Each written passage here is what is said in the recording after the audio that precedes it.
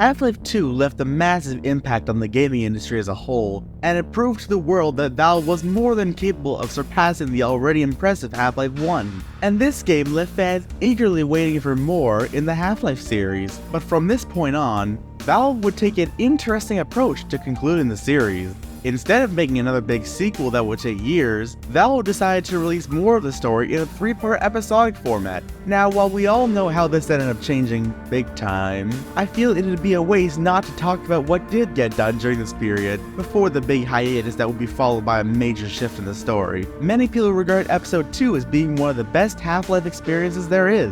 But before we can reflect back on Episode 2, we must first look back at the game which closed the remaining story threads of Half-Life 2, and would sow the seeds for Episode 2's grand adventure. That's right folks, today we're going to be discussing the often overlooked but still endearing Half-Life 2 Episode 1. So what's this game all about? Let's find out now.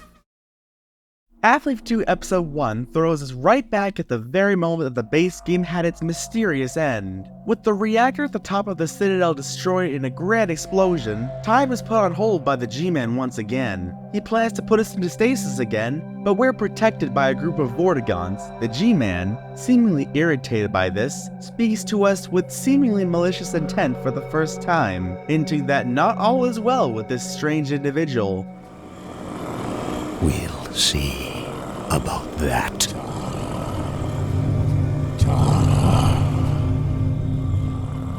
But soon after, we find ourselves buried in rubble. But not for long, because Alex and her robotic companion come to rescue us.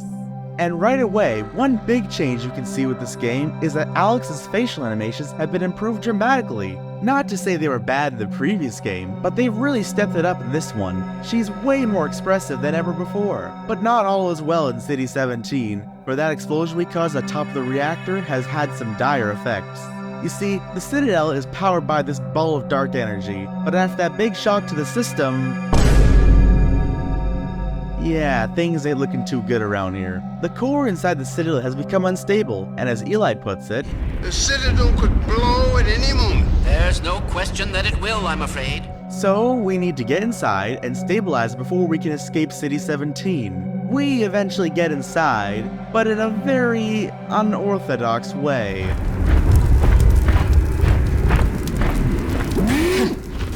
Brace yourself, Nathan. Okay, dog, let's do it. Before I change my...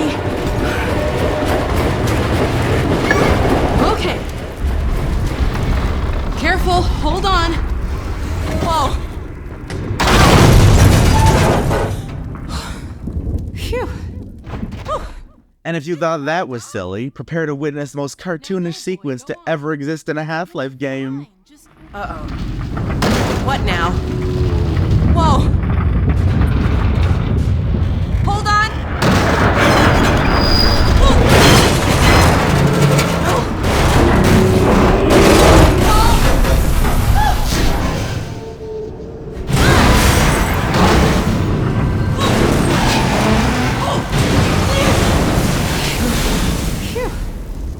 Alright, let's get off before the next ride starts. So after that absurdity, we're now in the Citadel, and things have changed around here. It was meant to explode.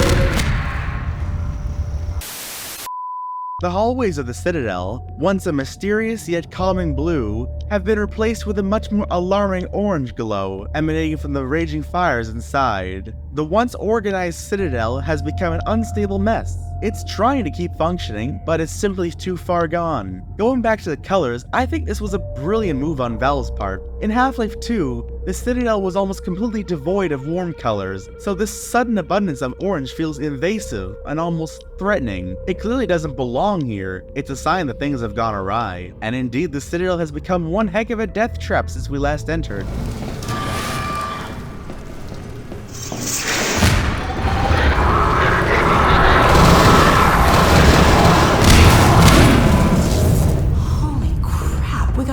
Through that? But after traversing the place, encountering some things we weren't meant to see, and dodging a pile of electric logs, we arrive at the core, which isn't doing too good. So after a little technician work on this thing, we've bought just enough time to escape the city. But not before seeing a video of Mossman from the previous game in a strange base far away. We try to leave, but the train crashes and we gotta escape on foot. We also get to meet what Alex lovingly calls a zombine. What the hell is that?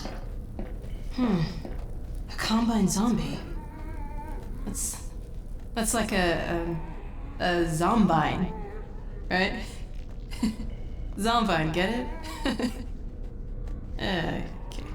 Come on, that was funny. So after we escape the world's biggest underground parking garage, we find rebels and the Combine still fighting it out. And despite the Citadel threatening to collapse, they're still up to their usual antics. I'm about to blow. No! What the hell? We also get a short section where Alex helps us out with a sniper rifle. And who could forget this room full of explosives?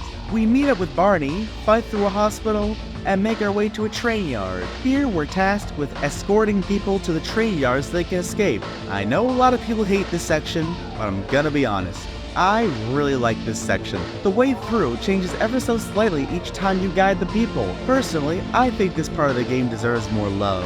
After that, we're faced with the final boss of the game, a Strider. Unlike in Half-Life 2, we don't have much rocket launcher ammo at this point, so we need to make our way across the station to find some, while staying out of sight of this thing. It was a little short as a final fight, but the fact that the Strider can push the shipping crates made this way scarier than I remembered. And after all that's said and done, we finally ride out of City 17, just as the Citadel core finally fails, destroying the entire city. I can't say I'm gonna miss the Citadel, but I give my sincerest condolences to the architects who built this great city.